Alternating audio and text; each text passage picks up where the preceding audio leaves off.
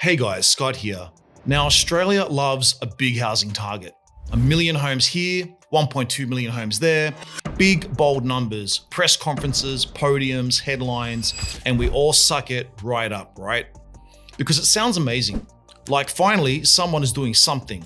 Thank God for once. The government has a plan. You can almost feel the relief. But I'm going to pop your bubble because I read something this morning that honestly shocked me to the core. It was one of those moments where you sit there and you go, hang on, have I been a fool all of this time?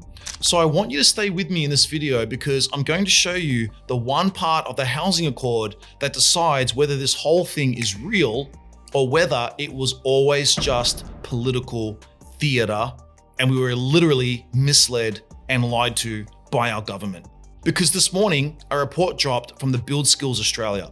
It audits the housing accord properly. It looks at what is physically required to build 1.2 million homes and whether Australia actually has the capacity to pull it off. And what they found is totally embarrassing. It makes you ask the question you don't even want to ask. Did the government ever intend to hit this target, or did they just throw out a shiny number to calm everyone down? Stick with me, I'll walk you through what the report is saying, what the conclusion is, and then you can tell me if I'm wrong in the comments. Quick one, before we get into it, if you want regular breakdowns on property and the economy so you can stay ahead of what's actually happening, I do these updates all the time, so hit subscribe and tap the bell. All right, let's get into it. So first, what is BuildSkills Australia? They're focused on workforce planning and capability across the construction industry. This is a serious attempt to model whether the housing accord can be delivered in the real world with real people on real building sites. And the point of the report is simple. The government gave us a target of 1.2 million homes across 5 years. BuildSkills basically asked, okay, what does that actually take? And this is where things start to fall apart, because once you break a target down into what it actually requires, the story changes fast. This report makes one thing painfully clear. At first glance, the numbers don't even pass the smell test. So let's talk about the part nobody wants to say out loud. To hit the target, BuildSkills estimates Australia needs around 139,300 additional workers allocated to residential construction by 2029. And here's the part most people don't understand. This industry is not sitting there with thousands of tradies standing around waiting for extra work. The construction sector is already tight. There are already shortages. There are already job vacancies that stay open because builders can't find people to take up those jobs. And it gets worse. BuildSkills points out that while there are about 1.5 million people employed in businesses that touch residential construction, only about a third of that workforce is actually doing the residential building work at any point in time. So here's the ugly truth. A lot of tradies don't want residential work if they can avoid it, because residential often pays less, the margins are thinner, and the conditions can be much harder. Meanwhile, you've got big infrastructure projects, tunnels, bridges, rail, defense work, mining projects that can pay a hell of a lot more and offer more stable pipelines. So residential is not only short on people, residential is competing in a market where the same worker can go somewhere else and get paid better. That's why saying just build more homes is like saying just cook 50 meals and you've only got one stove, 2 pans, and half the ingredients missing. Now let's talk about the part that should actually make you angry, because this target is not spread evenly at all. Under the Housing Accord, regional Australia is expected to deliver roughly 1/3 of all new homes, with the capital cities delivering the rest. That split is based on population growth and state level targets. It sounds fine on paper, but here's where the whole thing starts to break. Building homes in regional Australia is far more labor intensive than building in capital cities.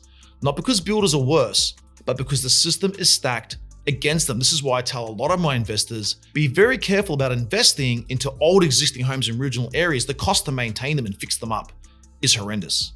So regions have smaller labor pools, older workforces, less access to training and apprenticeships, longer travel distances, and higher build costs. On top of all of that, many regional areas are dealing with brutal rental shortages, which makes it incredibly hard for workers to relocate there, even if they want to.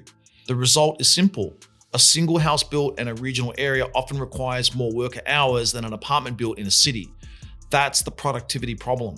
So here's the big contradiction here. To hit the national housing target, a much larger share of the extra construction workforce would need to physically relocate to regional Australia, and there's just simply no housing out there to take them, even though regions are only responsible for about 1/3 of the homes.